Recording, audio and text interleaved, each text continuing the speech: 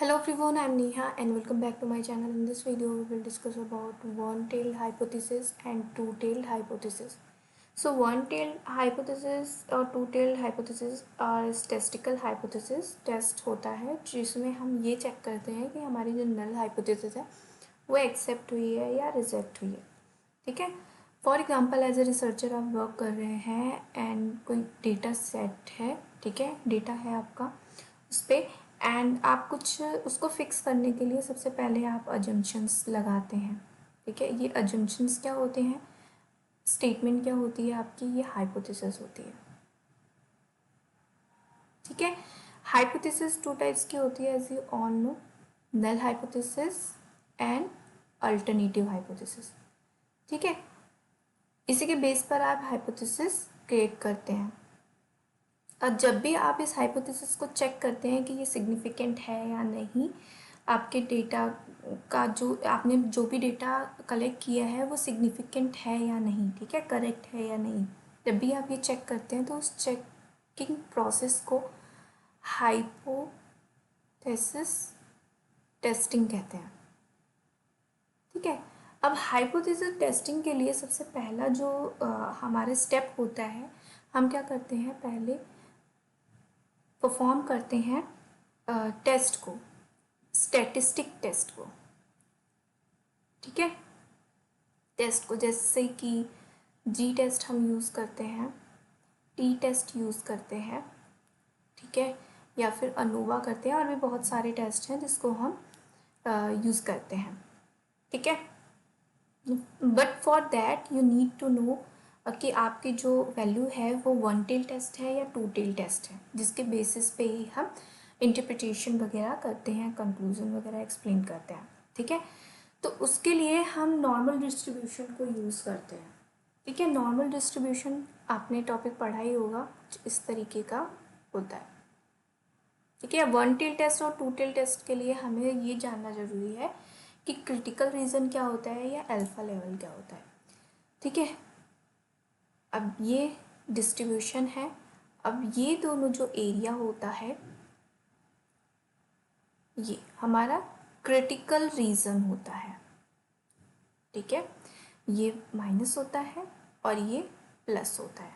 ठीक है, और ये जो एरिया है बोथ साइड, ये होता है हमारा अल्फा लेवल. अल्फा लेवल, अगर लेवल ऑफ सिग्निफिकेंस आप समझोगे तो इसको भी समझ जाओगे. अल्फा लेवल मतलब कि लेवल ऑफ सिग्निफिकेंस. ठीक है, अगर हम बात करें level of significance alpha level की, तो 0.05 मान लीजिए हम लेते हैं, तो इसका मतलब जो 5% है ना वो यहाँ पे फॉल हो रहा है. ठीक है, और दो बोथ साइड. ठीक है, यहाँ भी 5% और यहाँ भी 5%, तो ये रिजेक्शन एरिया होता है हमारा. ठीक है, ये हमारा रिजेक्शन एरिया होता है, रिजेक्शन रीजन. ठीक है, रिजेक्ट रीजन. ठीक है, अब ये जो हमारा एरिया है पूरा का पूरा, ये हमारा हो गया 95%, जिसको हम कॉन्फिडेंस लेवल भी कहते हैं. ठीक है, आप लेवल ऑफ सिग्निफिकेंस में ही मैंने एक्सप्लेन किया है confidence level, hypothesis, null hypothesis, type 1 error, type 2 error, इनको आप ज़रूर देख लें. ठीक है, लिंक में डिस्क्रिप्शन में दे दूँगी, या फिर इसको कह सकते हैं एक्सेप्टेंस रीजन. ठीक है, आई होप आपको समझ में आया हो. ठीक है, तो वन टेल टेस्ट हम कब यूज़ करते हैं, ठीक है, कहाँ पे वन टेल टेस्ट अप्लाई होती है, कहाँ पर टू टेल टेस्ट अप्लाई होती है, उसको देख लेते हैं. तो वन टेल टेस्ट में आपको ये जो वन है ना, इसी से समझ में आ रहा होगा कि ये वन साइडेड ही फॉल होता है. ठीक है, a statistical test in which the critical area of a distribution in is one sided. ठीक है, वन साइडेड होता है, या तो लेफ्ट साइड होता है, ठीक है, या तो राइट साइड होता है.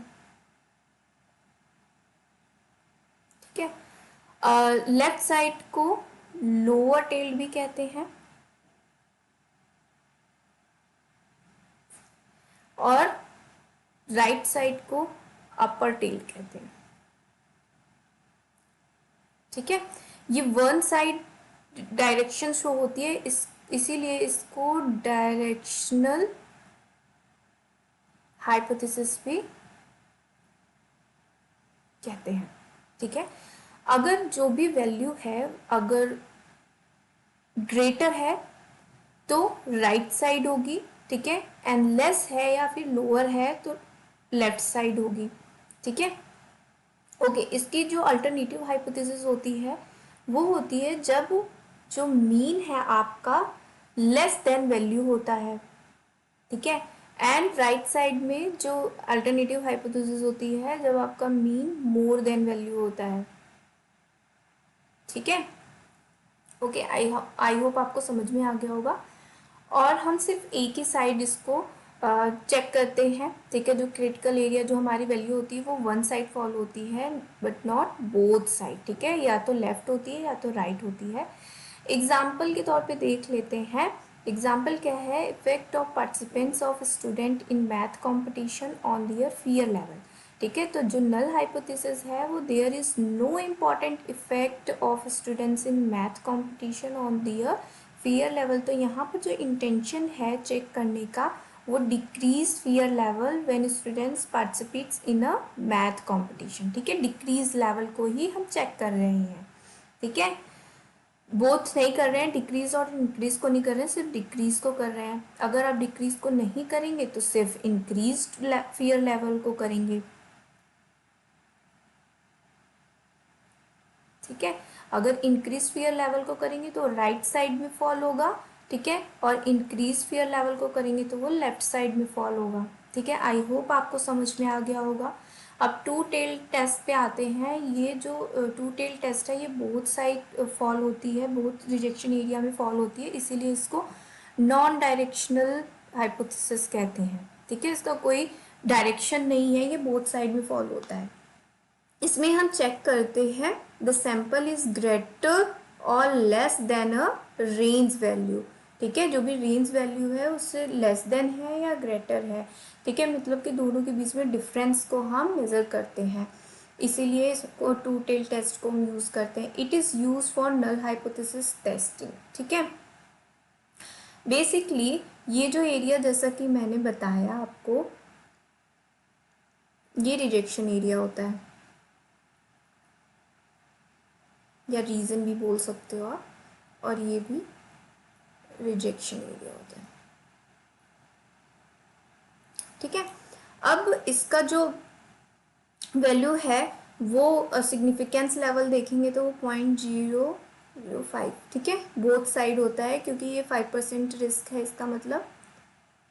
ठीक है, अब यहाँ पर जो है 95% आ जाएगा, जो कॉन्फिडेंस लेवल होगा, जिसको कॉन्फिडेंस लेवल कहते हैं या एक्सेप्टेंस रीजन भी कहते हैं। तो यहाँ पर जो वैल्यू होगी वो p/2 हो जाएगी और यहाँ पर भी p/2 हो जाएगी, क्योंकि ये जो है ना ये डिवाइड हो जाएगा।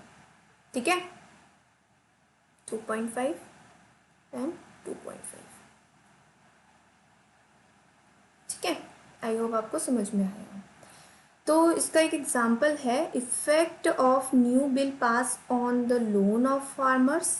यहाँ पे नल हाइपोथेसिस होगी, there is no significant effect of the new bill passed on loan of farmers. तो यहाँ पर बेसिकली हम चेक क्या करना चाहते हैं, जो न्यू बिल पास हुआ है वो लोन ऑफ फार्मर्स का वो बोथ अफेक्ट करेगा, या तो इंक्रीज होगा या तो डिक्रीज होगा। ठीक है, बोथ साइड इफेक्ट करेगा। और हम उसमें क्या देख रहे थे, वन टेल टेस्ट में सिर्फ इंक्रीज देख रहे थे या डिक्रीज देख रहे थे, एक ही डायरेक्शन में देख रहे थे, या तो डिक्रीज देख रहे थे या तो इंक्रीज। इसमें हम दोनों साइड को देखेंगे। तो इंक्रीज हमारा इस साइड में आएगा, ठीक है, और डिक्रीज इस साइड में आएगा। ठीक है, आई होप आपको समझ में आ गया। अब डिफरेंसेस देख लेते हैं तो थोड़ा और आपको ईजिली समझ में आ जाएगा। तो जो वन टेल टेस्ट है उसका अल्टरनेटिव हाइपोथेसिस इधर राइट होता है या फिर लेफ्ट होता है, लेफ्ट टेल्ड होती है। वहीं पर जो टू टेल टेस्ट है वो बोथ साइड होता है। ठीक है, टू टेल्ड होता है। ओके, जो वन टेल टेस्ट में जो साइन यूज़ होता है मोर देन या फिर लेस देन यूज़ होता है अल्टरनेटिव हाइपोथेसिस के लिए, एंड वहीं पर टू टेल टेस्ट है वो इज़ नॉट इक्वल वाला साइन होता है, ठीक है, ठीक है। एंड जो वन टेल टेस्ट होती है वो एक डायरेक्शन को शो करती है, या तो लेफ़्ट या राइट, और टू टेल टेस्ट है कोई डायरेक्शन शो नहीं करती है, इसीलिए नॉन डायरेक्शनल हाइपोथेसिस कहते हैं इसको, डायरेक्शनल हाइपोथेसिस कहते हैं। जो वन टेल टेस्ट है इसकी जो क्रिटिकल रीजन होता है lie entire on either the left side या राइट साइड होती है सैम्पलिंग डिस्ट्रीब्यूशन। वहीं पर जो टू टेल टेस्ट है इसमें जो क्रिटिकल रीजन होता है वो बोथ साइड होता है, tail of the probability curve of the test statistic, ठीक है। जो वन टेल टेस्ट है इसका एंटायर लेवल ऑफ सिग्निफिकेंस होता है 5%, हैज़ ईदर लेफ्ट और राइट टेल्ड, ठीक है। और वहीं पर जो level of significance to tailed का होता है वो इस हाफ हो जाता है, इसलिए p/2 हो जाता है, ठीक है। रिजेक्शन रीज़न जो होता है वन टेल टेस्ट का वो लेफ्ट साइड या फिर बोथ राइट साइड होता है, ठीक है। एंड जो वन टेल टेस्ट है इसका रिजेक्शन लेवल बोथ साइड होता है, ठीक है। वन टेल टेस्ट में हम चेक करते हैं relations between the variables in the single direction, single direction में हम चेक करते हैं, बट जो टू टेल टेस्ट है उसमें जो वेरिएबल्स है उसको हम बोथ साइड में चेक करते हैं या एनी डायरेक्शन में चेक करते हैं, ठीक है। ओके, वन टेल टेस्ट में यूज़ किया जाता है to check whether the one mean is different from another mean और नॉट, ठीक है। एक मीन जो है वो दूसरे मीन से डिफरेंट है या नहीं है, ठीक है। और वहीं पर जो टू टेल टेस्ट है उसमें यूज़ किया जाता है check whether the two mean different from one another और नॉट, ठीक है। आई होप ये पॉइंट्स आपको क्लियर हो गए होंगे। ओके, आई होप अगर समझ में आया हो टॉपिक, मैंने एक्सप्लेन करने की कोशिश की है इन इजी वे, पूरा प्रॉपर तरीके से। अगर आपको समझ में आ गया है टॉपिक तो प्लीज़ लाइक करना, अपने फ्रेंड्स के साथ, बैचमेट्स के साथ शेयर करना, और मेरे चैनल पे नए हैं तो प्लीज़ मेरे चैनल को सब्सक्राइब करना फॉर मोर वीडियोस। अगर आप लाइक, शेयर एंड सब्सक्राइब करते हैं तो मुझे मोटिवेशन मिलता है ऐसे ही वीडियोस अपलोड करने का, ठीक है। तो नेक्स्ट वीडियो में मिलते हैं न्यू टॉपिक के साथ। तब तक मेरी वीडियोस को देखते रहिए, पढ़ते रहिए, हैप्पी रहिए। Thanks for watching, bye bye.